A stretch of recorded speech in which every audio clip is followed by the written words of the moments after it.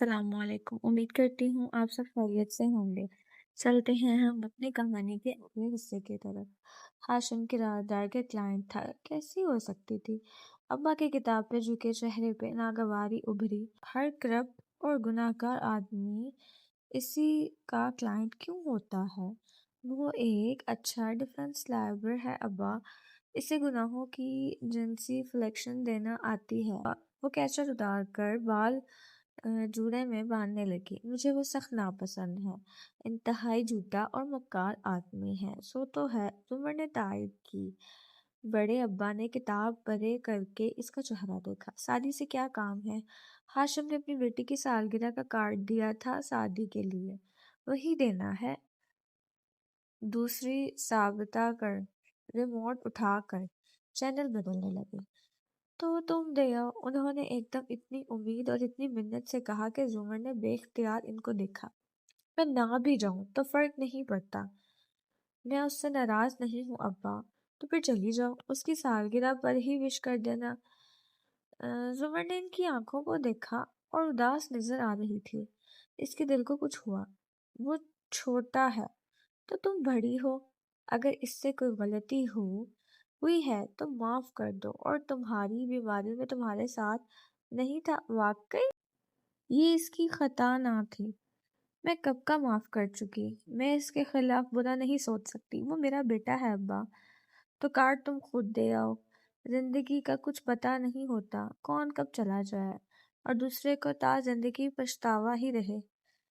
वो बिना कुछ कहे उठ गई। अब्बा दुख से इससे जाता देखते हैं। इन्होंने फिर किताब नहीं उठाई।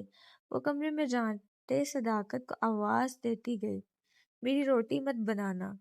और वो मजीद दुखी हो गए। अब इसका मूड बिगड़ चुका था। वो खाना खाए बगैर कमरे में बंद हो जाएगी। 10-15 मिनट बाद वो कपड़े बदलकर फ्रेश होकर कमरे से निकली तो उन्होंने चौंक कर इसे देखा। खाना नहीं खाना? क्या आपका पोता मुझे खाना भी नहीं पूछेगा? आम से अंदाज में संजीदगी से कहकर इसने मेज से कार्ड उठाए और पर्स कंधे पर डाला। अब्बा जहाँ थे वहीं रह गए। आंखों में तखीर बेयकीनी उभर कर मुअद्दम हुई और इसकी जगह खुशगवार हुए, जैसे कोई ख्वाब में आंख खुलने के डर से सही से खुश भी ना हो पाए। एकदम इनका चेहरा बुझा। क्या तुम्हें पता चल चुका है कि फारिस रिहा हो चुका है? वो जैसी ठंडी सांस लेकर दरवाजे से पलटी। अगर आप ये कहना चाह रहे हैं कि मैं शादी से ही पूछने जा रही हूँ कि पारिस कैसे रिहा हुआ, तो ऐसा नहीं है। मैं इतनी स्ट्रेट फॉरवर्ड हूँ कि अगर मुझे इससे कुछ भी पूछना हो तो 4 मिनट की कॉल करके बगैर तमीज़ के भी पूछ सकती हूँ।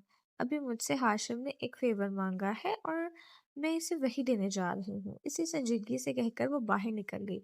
अब्बा के चेहरे पे खुशगवार हैरत उभर आई। सदाकत भी भागकर चौखट में आ खड़ा हुआ था और अब इन्हीं हैरान मगर मसरत आमेज तासुरात के साथ इनको देख रहा।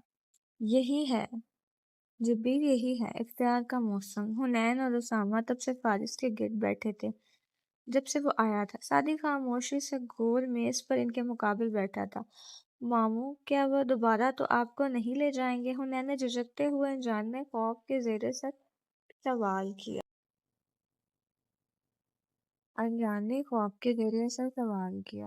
फ्रेंच चोटी और माथे पे कटे हुए बालों के साथ वो अब घर के लिबास में थी। फारिस हल्का सा मुस्कुराया। नहीं, साथ ही सादी को देखा। सादी नरमी से मुस्कुरा दिया और फिर दूसरी जानिब देखने लगा। अब आप हमारे साथ रहेंगे ना? सिम इश्तियाक से पूछा। मेरे लिए अच्छा होगा कि मैं अपना घर खोलूं।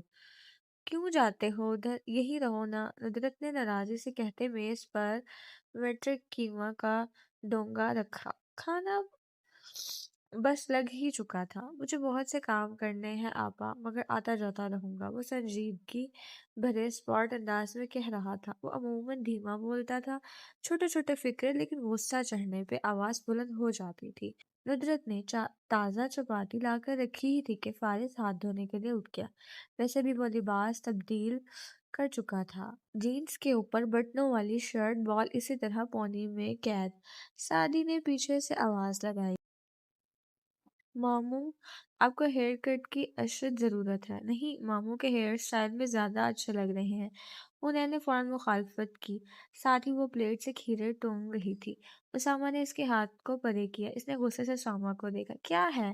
ابھی کھانا شروع نہیں ہوا، تم کیوں کھا رہی ہو؟ تمہارے حصے کا تو نہیں کھا رہی نا؟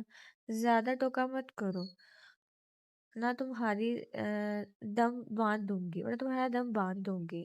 میرا کوئی دم نہیں ہے، وہ غصے سے کہتا کھڑا ہوا۔ بس، سعدی نے ایک دم سنجیدگی سے کہا، بس ایک لفظ۔ وہ دونوں خاموش ہو گئے۔ کتنی دفعہ کہا ہے مت لڑا کرو آپس میں، مگر مجال ہے جو۔ ندرت کی بات گھنٹی کی آواز نے کاٹ دی۔ فارس اسی وقت واپس آتا دکھائی دیا تھا۔ اسامہ بھاگ کر دروازے پہ گیا اور اس کے ساتھ کھڑکی کا پردہ سرکا دیکھا۔ کون ہے اسامہ؟ سعدی نے بیٹھے بیٹھے پوچھا، مگر اسامہ نے کوئی جواب نہیں دیا، بس وہی کھڑا رہا۔ اسامہ کون ہے؟ ندرت نے سوال دہرایا۔ فارس بھی اسی طرف دیکھنے لگا۔ اسامہ آہستہ سے ان کی طرف پلٹا۔ پھول لائی ہیں؟ کون؟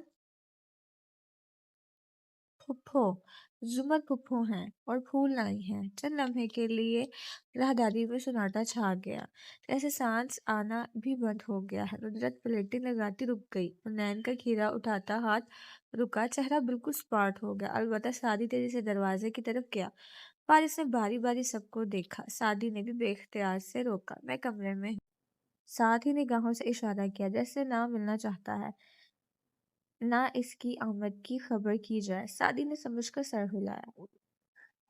امید کرتی ہوں آپ کو میری کہانی کا یہ حصہ بہت پسند آیا ہوگا، اور اس کہانی کا اگلا حصہ سننے کے لیے سب سے پہلے آپ میرے چینل کو لائک کریں، سبسکرائب کریں، پیارا سا کمنٹ کریں، اور بیل آئیکن کے بٹن کو پریس کرنا نہ بھولیے گا۔ ملتے ہیں آپ سے اگلی ویڈیو میں، تب تک کے لیے اللہ حافظ۔